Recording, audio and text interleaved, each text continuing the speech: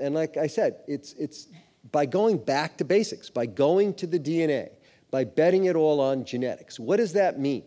Okay, you've all seen the X-Men movie. That's all I'm talking about, okay? Walking amongst us, there are X-men and women who are either protected from disease or susceptible to disease, okay? And so we started out by trying to identify these X mutants that walk amongst us and identify their genes. Then we had to develop a way to prove that we had done that and also to model that we had done that.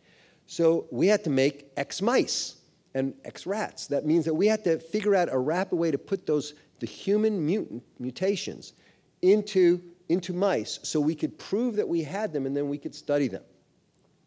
And this incredible technology that we built at Regeneron called Velocigene, for those of you who follow CRISPR and all that, it's still decades ahead of CRISPR or anything else that anybody else is doing, that's allowing us to make these incredible animal models of X mice.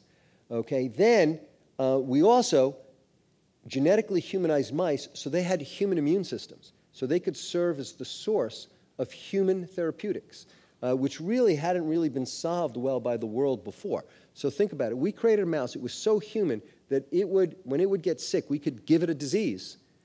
And we give a disease to 1,000 mice. If 999 mice died, that's fine. But if one mouse survived, it had come up with the human solution. We could clone that solution out and give it to humans. It would be fully human, a new kind of drug. Okay? And more recently, we've revolutionized human genetics. So how does this work? We've spent all this time inventing new technologies that the world had really never dreamed of before to do all this, I think, sort of science fiction type research. And the first thing that I want to refer to is this Velocigene technology that allows us to start with X-men and create X mice. So this is a story that started, believe it or not, at Columbia, like I said, almost 30 years ago now. I had a friend, he was in the very early days of what they were knockouts, the ability to take out a gene out of a mouse, which was unbelievable 30 years ago. A friend of mine was the first guy to do it, and so I brought him to Regeneron right from Columbia, and I had him help us build this new technology that we were dreaming about to take that capability to the next level. One of the ways we developed it to prove that we could take a gene from one species and put it into another species and have it take over that species was we took glowfish, we took out their gene and we made glow mice. And that got a lot of attention. But really, for us, it was just proving that our technology could work. And it was actually based on some Nobel Prize-winning work of a Columbia professor, Martin Chalfie, who actually was the first person who was investigating this glow gene. But we were the first to do this. And we learned how to do whatever we wanted with mice in terms of putting in human mutations. So this is really how simple it is. There are rare X people walking amongst us. The guy on the left, old-time circus performer, feels no pain, could stick needles or hammer nails through his tongue because he felt no pain. Think about that. Genes that make you resistant to pain. The little kid on the right, 7 years old, look at those abs, okay? Turns out he has a gene that makes him super strong and muscular. So basically, we look for rare X people like this, and not only for these sort of phenotypes, but people. There are people, believe it or not, walking amongst us who are resistant to heart attacks. And most of the world, until recently, didn't know that, or resistant to allergies, or resistant to diabetes. So we take their genes, and we put them into mice. And you might be able to see that the mouse on the right, this is the gene from that boy, okay? And that mouse on the right, you can't really tell because it's got all that fur exactly what's going on, but it looks maybe a little bulked up, right? Well, when you take the fur off, that's the mouse on the left.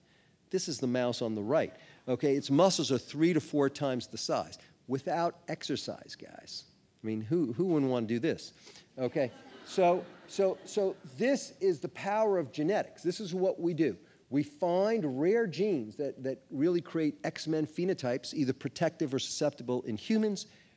We replicate them in mice, and that's the starting point for a drug for us. Okay, these are protective genes, genes that give you benefit, you know, being pain-free or being super strong, okay? Oh, by the way, and we already using our other technologies, we developed drugs that mimic both of these protective genes, and both of these are in clinical trials, and they've already both demonstrated proof of concept. Okay, these are susceptibility alleles. This is a horrible genetic disease. If you've ever saw, if you I didn't watch any of these superhero movies, I watched them all, but if you ever saw a movie called Unbreakable, there was the guy who was unbreakable, and then there was like the evil, Mr. Glass, who was totally breakable. Well, there's people who are resistant and have superpowers, but there's also people who are super susceptible, unfortunately.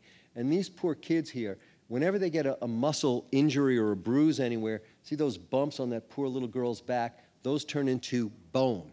And eventually, as you can see by the skeleton on the right, their whole skeleton gets encased in a second layer of bone. And if you think about it, if you have bones on your joints, you can't move that joint. So essentially, they become paralyzed. But it's worse than being paralyzed because their ribs get stuck in position. They can't even inflate their ribs. You can't even inflate their ribs with a machine, with a respirator, because their ribs are just solid and they're just fixed bone.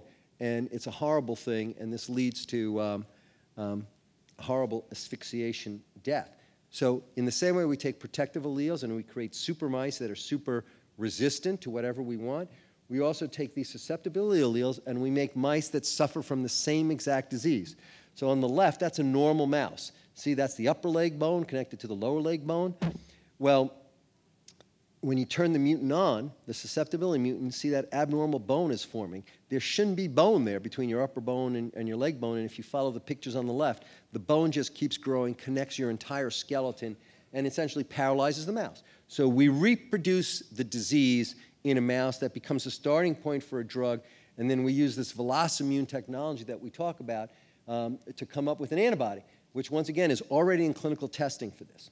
So these are just a couple of recent examples of how we use these technologies that I'm telling you about to start with X-men and women, to come up with the genes, the mutations, to create animal models that have the exact protective or susceptibility traits, and then come up with drugs to mimic the genetic protection or reverse the susceptibility.